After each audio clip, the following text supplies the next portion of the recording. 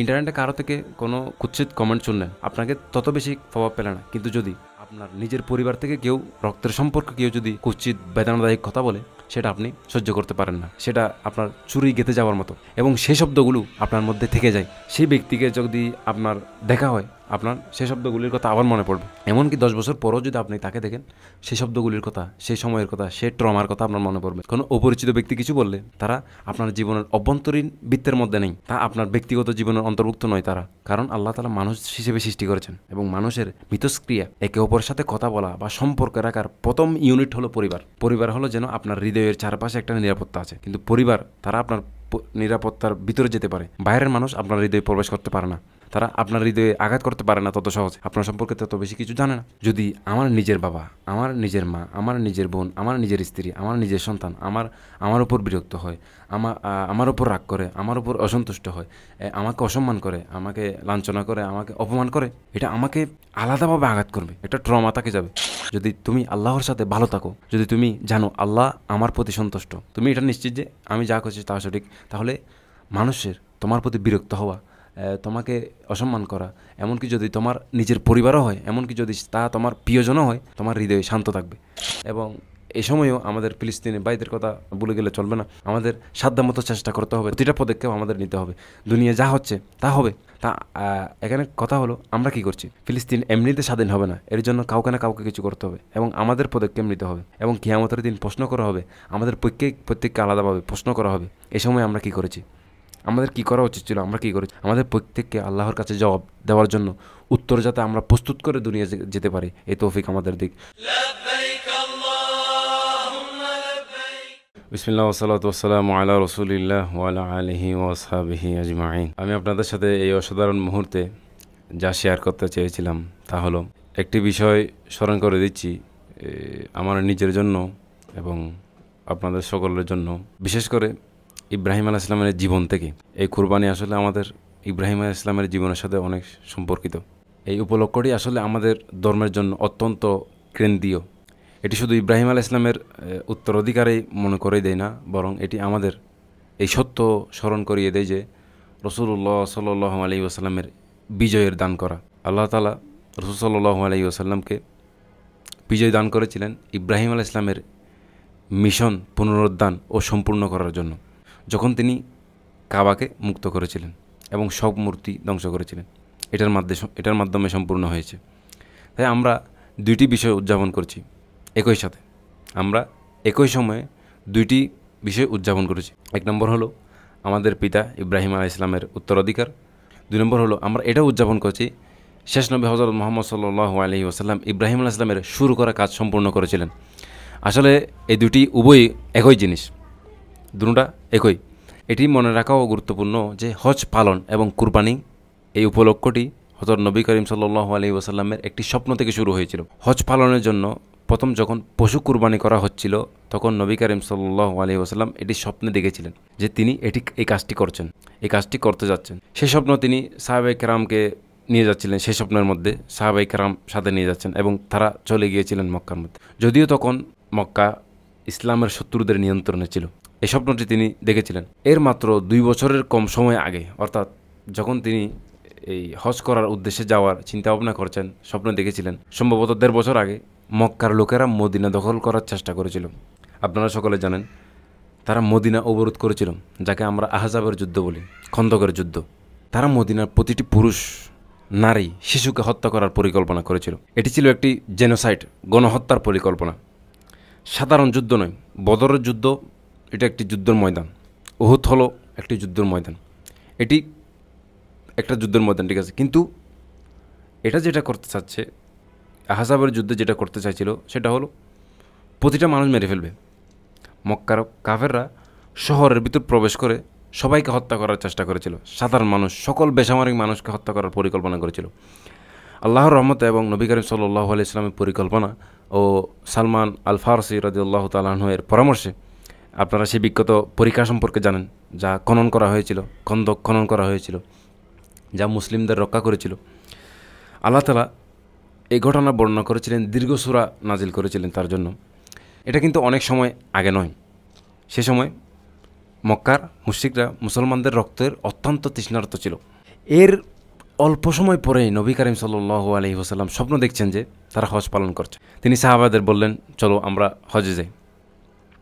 কিন্তু হজের সময় আপনি জানেন যুদ্ধের অস্ত্র, বর্ম, ডাল, যুদ্ধের কোনো সামান নেওয়া যায় না। তখন মুসলিম বাহিনীও এত শক্তিশালী ছিল না যে তারা যুদ্ধে জয়লাভ করতে পারত। তারা সংখ্যায় কম ছিল, তাই খন্দক খনন করতে হয়েছিল। খন্দক খনন করতে হয়েছিল কেন? কারণ কাফেররা আসছে, মুশরিকরা আসছে, এতগুলি মানুষ যুদ্ধ করে পাওয়া যাবে না, তাই খন্দক খনন করা হয়েছিল যাতে এদিকে আসতে না পারে। কিন্তু এখন তাদের উদ্দেশ্য ছিল যে তারা হজের নিয়তে যাবে। আপনি জানেন কোন আয়াত আছে, সূরা বাকারার আয়াত, ফালা রাফাসা ওয়ালা ফুসুকা ওয়ালা জিদালা ফিল হজ। আল্লাহ তাআলা বলেন হজের মধ্যে কোনো লড়াই নেই, হজে কোনো তর্ক নেই, এমনকি সাধারণ তর্কও করা যায় না, যুদ্ধ তো দূরের কথা। তাই তারা জানতো যদি নবী করিম সাল্লাল্লাহু আলাইহি ওয়াসাল্লামের কথার সাথে একমত হয় তবে এটা এমন একটা মিশন, এমন একটি কাজ যা নিজেদের হত্যা করার জন্য সম্মতি দিচ্ছি, নিজেদের মৃত্যুর মুখে ঠেলে দিচ্ছি।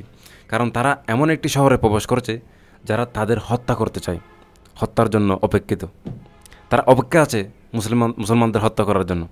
এবং সাহাবারা, এই বিপুল সংখ্যক সাহাবারা যখন যেতে রাজি হলেন, তারা শুধু নবী করিম সাল্লাল্লাহু আলাইহি ওয়াসাল্লামের স্বপ্নের কারণে যেতে সিদ্ধান্ত নিয়েছিলেন। কিন্তু তারা যখন যাওয়ার সিদ্ধান্ত নিল তখন মক্কার মুশরিকরা যেমন আজকাল শত্রু দেশে একে অপরের বিরুদ্ধে গুপ্তচর রাখে, ঠিক আছে না, তেমনি তারা গোয়েন্দার মাধ্যমে তথ্য সংগ্রহ করলো, জানতে পারলো যে মুসলমানরা আসছে এই হজ করার জন্য। এটা তাদের জন্য দারুণ খবর ছিল, কারণ এখন তারা পথে মুসলমানদের দেখা করে তাদের হত্যা করে ফেলতে পারবে। কারণ মুসলমানরা সশস্ত্র নেই, কারণ হজের জন্য আসছে। তাদের কাছে সম্ভবত, মুসলমানদের কাছে সম্ভবত কেবল কুরবানি করার জন্য, পশুর জবাই করার জন্য ছুরি ছিল, ছোটো ছুরি ছিল। তখন দিনে তো হজে গিয়ে আপনি ওখান থেকে গরু কিনে, ওখান থেকে বকরি কিনে জবাই করবেন, অনলাইনে জবাই করার জন্য অর্ডার দিবেন, সেই সুযোগটা তখন তো ছিল না। আপনাকে নিজের সাথে নিয়ে পশু নিয়ে যেতে হবে। যে পশুটি আপনি কুরবানি করবেন, আপনাকে কোরবানির পশু আপনাকে সাথে নিয়ে যেতে হবে। আপনি এটা নিশ্চিত করতে পারবেন না যে ওখানে গিয়ে গরু পাবেন নাকি বকরি পাবেন নাকি, কোনো কিছু তো পেতে হবে কোরবানি করার জন্য, এটা কোনো নিশ্চয়তা নেই। তাই তারা অস্ত্র, কোনো ধরনের অস্ত্র নেই, সম্ভবত কিছু ছুরি নিয়ে গেছে পশু জবাই করার জন্য। এদিকে শত্রুরা আসছে, আর মুসলমানরা যখন জানতে পারলো যে তারা আসছে, তখন একজন সাহাবা পরামর্শ দিলেন, মক্কায় যাওয়ার আরেকটি পথ আছে যেটি মানুষ সাধারণত ব্যবহার করে না, কারণ এটা খুবই বিপজ্জনক এবং কঠিন এই রাস্তা দিয়ে চলাফেরা করা। এ পথে ধারালো ঝাপঝাড় আছে এবং ধারালো পাথর আছে, যা পা কেটে ফেলে রক্তপাত হতে পারে। এ পথ দিয়ে মানুষ চলাফেরা করে না। কিন্তু মুসলমানরা এই পথ দিয়ে হুদাইবিয়া পৌঁছালো এবং তাদের পশুগুলো নিয়ে কোনোরকম এখানে পৌঁছালো হুদাইবিয়ার মধ্যে। যখন তারা সেখানে পৌঁছালো, মক্কার লোকেরা জানতে পারলো যে মুসলমানরা এখানে এসে গেছে, অর্থাৎ হুদাইবিয়া এসে গেছে। এটা ছিল মক্কার খুবই কাছাকাছি, মক্কার কাছাকাছি জায়গা। তাই মুসলমানদের হত্যা করার এবং নবী করিম সাল্লাল্লাহু আলাইহি ইসলামের হত্যা করার চেষ্টাও হয়েছিল হুদাইবিয়ার মধ্যে। কিন্তু যখন তারা বুঝতে পারলো এটা খুবই দেরি হয়ে গেছে, হুদাইবিয়ার মধ্যে মুসলমানদের হত্যা করা সম্ভব নয়, তারা ইতিমধ্যে এখানে পৌঁছে গেছে, মক্কার মধ্যে চলে আসছে। এটি মক্কার আশেপাশে। মক্কায় একটা নিয়ম ছিল, এমনকি ইসলামের আগেও সেই অঞ্চলের মধ্যে ছিল যে এই এলাকার মধ্যে রক্তপাত করা যাবে না, মক্কার হারামের এলাকায়। এমনকি এই নিয়মগুলো তখনকার মুশরিকরাও পালন করতো, পলিটিক্যাল কারণে, রাজনৈতিক কারণে। কিন্তু আজকাল কিন্তু ভিন্ন হয়ে গেছে, যা ইচ্ছা তাই করতে পারে, কোনো নিয়ম কানুন নেই। যাই হোক, এমনকি মুশরিকরাও এই নিয়মগুলো মানত, এই নিয়মগুলো জানতো। তাই মক্কার লোকেরা আটকে গেল, তারা প্রকাশ্যে মুসলমানদের হত্যা করতে পারবে না, কারণ তারা নিরাপদ অঞ্চলে রয়েছে। তাই এখন তাদের সাথে আলোচনা করার উপায় খুঁজতে হবে। আমি হুদাইবিয়ার কী ঘটেছে তা সারসংক্ষেপ বলবো না, আপনাদের অনেকেই এই ঘটনাটি খুঁজে দেখা উচিত। এটা গুরুত্বপূর্ণ বিষয়, আমাদের ইসলামের একটা অনেক বড় বিপ্লবের একটা বিশাল বড় মোড় এই জায়গাটা, অনেক গুরুত্বপূর্ণ বিষয়। এবং নবী করিম সাল্লাল্লাহু আলাইহি ওয়াসাল্লামের জীবনের এই পর্বটি অনুসন্ধান করা উচিত। যদিও আমরা এই বিষয় নিয়ে ভবিষ্যতে আলোচনা করার ইচ্ছা আছে, কিন্তু আপনি তারপরও জেনে নিতে পারেন। তবে আমি আপনাদের উপসংহারটা বলি। উপসংহার ছিল, ঠিক আছে আমরা লড়াই করব না, কিন্তু আমরা তোমাকে এবার হজ করতে দেব না। তুমি যেখান থেকে এসেছো সেখানে ফিরে যাও, তুমি এবার হজ করতে পারবে না, তুমি হজ করতে পারবে না। প্রথমবার যখন নবী করিম সাল্লাল্লাহু আলাইহি ওয়াসাল্লাম হজ করার স্বপ্ন দেখেছিলেন, তখন যে উৎসব আমরা এখন পালন করছি সেটি প্রথমবার যখন ঘটেছিল, মক্কার লোকেরা বলেছিল তুমি এটা করতে পারবে না, এই বছরের জন্য অনুমতি নেই, পরের বছর ফিরে এসো। আর নবী করিম সাল্লাল্লাহু আলাইহি ওয়াসাল্লাম সাহাবাদের নির্দেশ দিয়েছেন তাদের মাথা মুন্ডানোর জন্য, মাথা কাটার জন্য। আপনারা জানেন যখন আপনি হজের নিয়মকানুন সম্পন্ন করেন তখন আপনার মাথা মুন্ডাতে হয়, মাথা ছাড়তে হয়। তাই মাথা মুন্ডন করা হলো, পশু কুরবানি করো এবং কুরবানি করা হলো। আর যাই হোক, যখন আপনি পশু কুরবানি করেন, এই জবাই করা গোস্তগুলি কোথায় যাবে? এই গোস্তগুলি মক্কায় যাবে, তাই না? অর্থাৎ আপনি জবাই করা গোস্তগুলো আপনার শত্রুর কাছে যাবে। বুঝতে পারছেন ব্যাপারটা? তাই প্রথমবার যখন এই বিষয়টি ঘটেছিল, তখন এটি সাহাবাদের জীবনে সবচেয়ে বেদনাদায়ক ঘটনার মধ্যে একটি অংশ ছিল। আরও অনেক বেদনাদায়ক বিষয় আছে ওখানের মধ্যে, এটা আমরা লম্বা আলোচনা করতেছি না। আমরা এই বিজয় উদযাপন করছি, কিন্তু এই বিজয় এসেছে অনেক কান্নার মাধ্যমে, অনেক কান্নার বিনিময়ে। এটা এমন কিছু ছিল না যা সহজে এসেছে, যা আমরা এখন উদযাপন করছি। আর এটা আমাদের জন্য একটি স্মরণ করিয়ে দেওয়া উচিত যে যখন আমরা এখন হারামের ফুটেজ দেখি, মক্কা কাবা শরীফের মানুষ তাওয়াফ করতেছে, দেখতেছি লক্ষ লক্ষ মানুষ তাওয়াফ করতেছে, তাহলিল করতেছে, লক্ষ লক্ষ মানুষ লব্বাইক আল্লাহুম্মা লব্বাইক, অনেক সুন্দর লাগতেছে। আর কুরবানির ঘটনা ঘটছে, সব উৎসব হচ্ছে, এবং আমরা এগুলি দেখি, এসব দেখি। এটা সত্যি গুরুত্বপূর্ণ যে আল্লাহ এই বছরের মুহূর্তগুলোকে বিশেষ করে দিয়েছেন, যাকে বলা হয় শায়ের। এগুলো এমন সময় যখন আমাদের মনে রাখতে হবে এসবগুলি কোথা থেকে এসেছে, এগুলি এত মানুষ তাওয়াফ করতেছে, এগুলি স্বাধীনভাবে হচ্ছে, এগুলির পিছনে কে রক্ত দিয়েছে, এগুলি আমাদের স্মরণ করা উচিত। এবং বর্তমানে আমাদের ভাইদের কথাও ভুলে গেলে চলবে না। আমরা আমাদের সাধ্যমতো চেষ্টা করব ফিলিস্তিনের ভাইয়েরা এবং মুসলমান যেসব জায়গায় কষ্টের মধ্যে আছে, কষ্টের মধ্যে জীবনযাপন করছে, তাদের কষ্ট কীভাবে দূর করা যায়, কীভাবে তাদের স্বাধীন করা যায়, আমাদের প্রচেষ্টা করা উচিত। কাজ চলবে ইনশাল্লাহ। আচ্ছা, যাই হোক, আচ্ছা তারপরে আসি, শুধু কয়েক মিনিট নিয়ে ইব্রাহিম আলাইহিস সালামের দিকে ফিরে যাব। ইব্রাহিম আলাইহিস সালাম থেকে হাজারো জিনিস শেখার আছে, কিন্তু আমি শুধু একটি ছোট্ট বিষয়ের উপর ফোকাস করতে চাই, যা আল্লাহ তাআলা তার সম্পর্কে বলেছিলেন সূরা সাফফার আয়াত, ইয জাআ রাব্বুহু বিকলবিন সালিম, এবং তারপরের আয়াত, ইয ক্বালা লিআবিহি ওয়া কওমিহি মাযা তা'বুদুন। আল্লাহ ইব্রাহিম আলাইহিস সালাম সম্পর্কে বলেছেন, যখন সে তার প্রতিপালকের কাছে উপস্থিত হয়েছিল বিশুদ্ধ অন্তরে, নিরাপদ হৃদয়ের সাথে, একটি হৃদয় যা নিরাপদ, যার অনেক স্তর এবং অর্থ রয়েছে। এটি ইব্রাহিম আলাইহিস সালামের পুরো জীবনের একটি মন্তব্য, তার পুরো জীবনের। আল্লাহ তাকে যে কোনো কঠিন পরিস্থিতিতে ফেলেছেন, যে চ্যালেঞ্জে তিনি পড়েছেন, তিনি সবসময় আল্লাহর সাথে ভালো ছিলেন,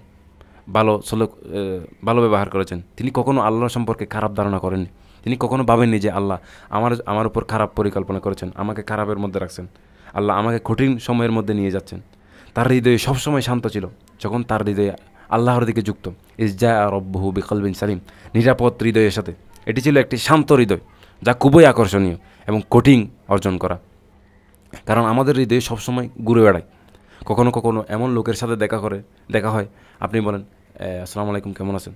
তারা বলে হ্যাঁ আছি আলহামদুলিল্লাহ। আপনি তো জানেন এই অবস্থার কি, আলহামদুলিল্লাহ। তারপর আলহামদুলিল্লাহ, আমি জানি না কেন আল্লাহ এটা করছেন, কিন্তু আলহামদুলিল্লাহ। তুমি জানো, আমি জানি না আল্লাহর এই কী হকমত আছে এর মধ্যে পিছনে, কিন্তু আমার পরিবারের সাথে এটা অনেক কিছু, এইগুলি অনেক ঝামেলার মধ্যে আছি। যাই হোক, আর কিছু মানুষ তাদের নিজেদের সমস্যা আছে, কিন্তু তাদের নিজেদের সমস্যা নিয়ে কথা বলে না, উম্মতের সমস্যা নিয়ে শুরু করে। তারপরও যাই হোক, আল্লাহ উম্মতের মধ্যে ঝামেলা চলতেছে, আলহামদুলিল্লাহ। আল্লাহ নিশ্চয়ই কোনো একটা পরিকল্পনা করছেন, আল্লাহ ভালো রাখবেন আমাদের ইনশাল্লাহ। এর দ্বারা বোঝা যায় যে আমাদের হৃদয় ভালো জায়গায় নেই। এর দ্বারা বোঝা যায় না যে আমাদের হৃদয় ভালো জায়গা আছে। আর আল্লাহ ইব্রাহিম আলাইহিস সালাম সম্পর্কে এটা বলেছেন, কিন্তু তিনি বিশেষভাবে তার নিরাপদ হৃদয়ের কথা উল্লেখ করেছেন। আর আল্লাহ তাআলা ইব্রাহিম আলাইহিস সালামের সম্পর্কে এটা বলেছেন, কিন্তু তিনি বিশেষভাবে তার নিরাপদ হৃদয়ের কথা উল্লেখ করেছেন সূরা সাফফার মধ্যে। বিশেষ করে একটি মুহূর্ত যখন তিনি বলেছিলেন, ইয ক্বালা লিআবিহি ওয়া কওমিহি মা তা'বুদুন, যখন সে তার পিতা এবং সম্প্রদায়কে বলল, তোমরা কিসের ইবাদত করো? তার বাবাকে এবং তার লোকদের, তোমরা কী পূজা করছো? ইব্রাহিম আলাইহিস সালাম জিজ্ঞাসা করছেন। এই বিষয়টা বোঝার চেষ্টা করি। তিনি তার নিজের পরিবারকে প্রশ্ন করেছিলেন। ইব্রাহিম আলাইহিস সালাম তার পরিবারের উপর প্রশ্ন করা শুরু করেছিলেন। আর ঐতিহাসিকভাবে পরিবারগুলোতে, আমাদের বিশ্বের পরিবারগুলোতে বিশেষ করে বাবাদের মেজাজ গরম থাকে। আমাদের পরিবারের উপর প্রশ্ন করলে এটা অনেক বড় সমস্যা হয়ে যায়, কিন্তু সর্বত্র নয়, এরকম সব জায়গায় না। তাই ইব্রাহিম আলাইহিস সালাম তার পিতাকে প্রশ্ন করেন এবং বলে, তুমি এটা কি করছো? এটা ভুল, তুমি কি পূজা করছো? তাই তার পিতাকে প্রশ্ন করছে। আপনি কল্পনা করেন, যখন আপনি আপনার পিতাকে প্রশ্ন করেন, এমনকি আপনি অসম্মানভাবেও না, এমনকি যদিও আপনি অসম্মানভাবে বলেন না, যদি আপনি বলেন আমার মনে হয় এটা ভালো ধারণা নয় বাবা, আমার মনে হয় এটা ভালো হবে না, আমার মনে হয় এটা হারাম, আমার মনে হয় এটা ভুল হবে। আমার মনে হয় এটা নবী করিম সাল্লাল্লাহু আলাইহি ওয়াসাল্লাম পছন্দ করতেন না এই জিনিসটা। আমার মনে হয় এর বিরুদ্ধে একটা আয়াত আছে। আমি বুঝতে পারি এরপর আপনার বাবার প্রতিক্রিয়া কী হবে। তিনি এটা বলবেন না যে দয়া করে আমাকে আরও বলো, ইসলামী শিক্ষা যা তুমি পেয়েছো আমি পেলাম না, আমাকে শেখাও, বসো আমাকে আবার বলো কী বলতেছো।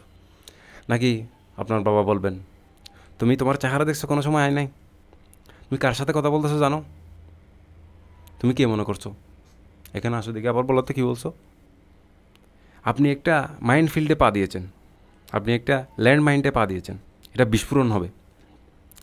তিনি তার পিতাকে প্রশ্ন করেছেন ইব্রাহিম আলাইহিস সালাম, এবং আমরা জানি আল্লাহ আমাদের সংক্ষেপে বলেছেন, আল্লাহ আমাদের গল্পটা সম্পর্কে কয়েকটা শব্দ দিয়ে বলেছেন, কিন্তু বাস্তবতা হলো হয়তো তিনি চিৎকার করেছিলেন এবং ধমক দেওয়া হয়েছিল, এমনকি হয়তো তাকে মারাও হয়েছিল, শেষ পর্যন্ত হইতে পারে তাকে বাড়ি থেকে বের করে দিয়েছে। বাবা বললেন, তোমরা আমার থেকে দূরে থাকো, তুমি আমার থেকে দূরে থাকো, আমি তোমাকে আর দেখতে চাই না, আমার থেকে দূরে যাও। বাবা তাকে বাড়ি থেকে বের করে দিয়েছেন হবে। এটা কি এমন মনে হয় যে তুমি যদি এটা অনুভব করো তোমার হৃদয়ে কী হবে? এটা এমন হয় না, আপনার হৃদয় শান্ত থাকতে পারে না। এটা এমন একটা বিষয় হয়ে গেল যে সবাই আপনার ভক্ত, আপনার ফ্যান, কিন্তু আপনার নিজের বাবা আপনাকে আক্রমণ করছে। অবশ্যই সে এখানে থামেনি, সে বাইরে গিয়ে এটাও বলেছে, এবং সে এমন কিছু বলেছে যা কেউ শুনতে চায় না।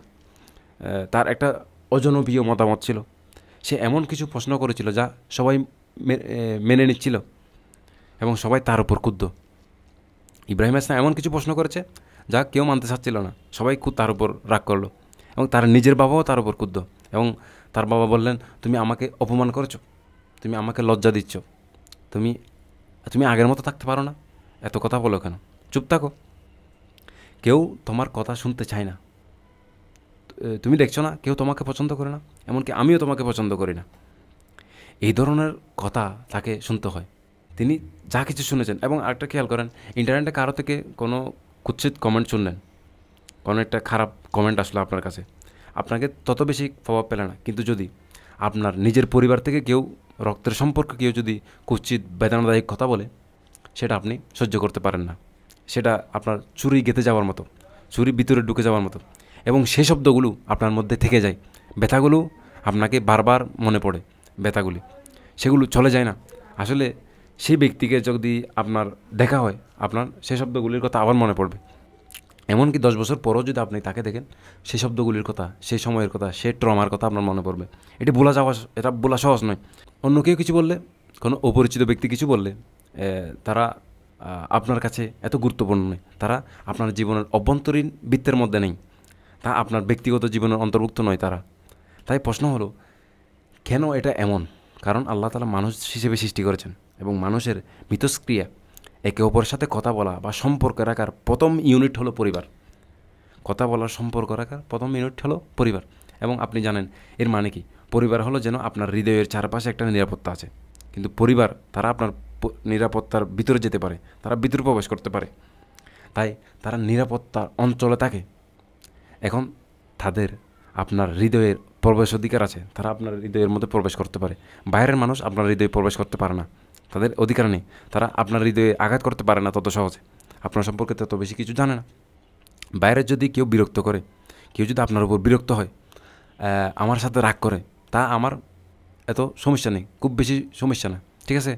কিন্তু যদি আমার নিজের বাবা, আমার নিজের মা, আমার নিজের বোন, আমার নিজের স্ত্রী, আমার নিজের সন্তান আমার উপর বিরক্ত হয়, আমার উপর রাগ করে, আমার উপর অসন্তুষ্ট হয়, আমাকে অসম্মান করে, আমাকে লাঞ্ছনা করে, আমাকে অপমান করে, এটা এটা আমাকে আলাদাভাবে আঘাত করবে, এটা অন্যরকম একটা ট্রমা থাকে যাবে, তা আমার ভিন্নভাবে ব্যথা দেয়, এবং তা আমার হৃদয়ে শান্তি কেড়ে নেয়। তাই এ কথাটির অন্যরকম একটি অবিশ্বাস্য হয়ে ওঠে, বক্তব্যটিকে অবিশ্বাস্য করে তোলে। তিনি বলেন, আল্লাহ তাআলা বলেন, ইজ জা রব্বুহু বিকলবিন সালিম ইজ ক্বালা লিআবিহি ওয়া কওমিহি মাযা তা'বুদুন। তার হৃদয় কীভাবে শান্ত থাকতে পারে? তার হৃদয় শান্ত, তিনি আল্লাহ তাআলার সাথে পুরোপুরি ঠিক আছেন। যখন তার জীবনে সব কিছু আগুন জ্বলছে, এমনকি শেষ পর্যন্ত তাকে আক্ষরিকভাবে আগুনের মধ্যে পোড়ানো হয়েছিল, চেষ্টা করা হয়েছিল, তাহলে এই দুইটি জিনিস কীভাবে একসাথে থাকতে পারে? আল্লাহ আমাদের ইব্রাহিম আলাইহিস সালামের ধর্ম থেকে একটি অসাধারণ জিনিস শেখাচ্ছেন, এবং কারণ আমরা আমাদের পিতা ইব্রাহিমের ধর্ম অনুসরণ করি, মিল্লাতা আবিকুম ইব্রাহিম, এই ইব্রাহিম আমাদের প্রত্যেকের জন্য, এবং এটি একটি শিক্ষা যা আমাদের হৃদয়ে এবং মনে রাখতে হবে। এটি এমন একটি পদক্ষেপ যা আমাদের নিতে হবে, শেষ কথা আমি এখানে শেষ করব। ইব্রাহিম আলাইহিস সালাম প্রথম পরীক্ষা হয়েছিল তার বাবার সাথে, এবং তার শেষ পরীক্ষা হয়েছিল তার সন্তানের সাথে। আপনি দেখছেন, তাই আল্লাহ তাআলা তার সাথে যা করেছেন, তিনি তাকে উভয় দিকটা পরীক্ষা করেছেন, অভিজ্ঞতা দিয়েছেন। তিনি তাকে পিতা হিসেবেও পরীক্ষিত হওয়ার অভিজ্ঞতা দিয়েছেন এবং সন্তান হিসেবেও পরীক্ষিত হওয়ার অভিজ্ঞতা দিয়েছেন। এখানে আমি আপনাকে যে বিষয়টি দিতে চাই তা হলো, এখান থেকে পুরো আলোচনা থেকে, যদি তুমি আল্লাহর সাথে ভালো থাকো, যদি তুমি জানো আল্লাহ আমার প্রতি সন্তুষ্ট, যদি তুমি জানো এমন কিছু করছো যা সঠিক, তুমি যা করছো তা সঠিক, কারণ তোমার কাছে আল্লাহর কাছ থেকে প্রমাণ আছে, তুমি এটা নিশ্চিত যে আমি যা করছি তা সঠিক, তাহলে মানুষের তোমার প্রতি বিরক্ত হওয়া, তোমাকে অসম্মান করা, এমনকি যদি তোমার নিজের পরিবারও হয়, এমনকি যদি তা তোমার প্রিয়জনও হয়, তারা খুব তোমার উপর বিরক্তি হলেও তা তোমার কোনো সমস্যা নেই। তোমার হৃদয়ে শান্ত থাকবে, তোমার হৃদয় ঠান্ডা থাকবে। আর যদি তোমার হৃদয়ে খুব ব্যথিত হয়, তাহলে নিশ্চয়ই তোমার আল্লাহর সাথে সম্পর্ক কিছু সমস্যা আছে, এবং হয়তো তুমি যা বলছো তা যথেষ্ট পরিষ্কার নয় যে তা সঠিক। আল্লাহ আমাদের সঠিক কাজের প্রতিশ্রুতি করুক, এবং আমাদের ইব্রাহিম আলাইহিস সালামের মতো আল্লাহর সাথে সংযুক্ত করুক, যাতে আমরা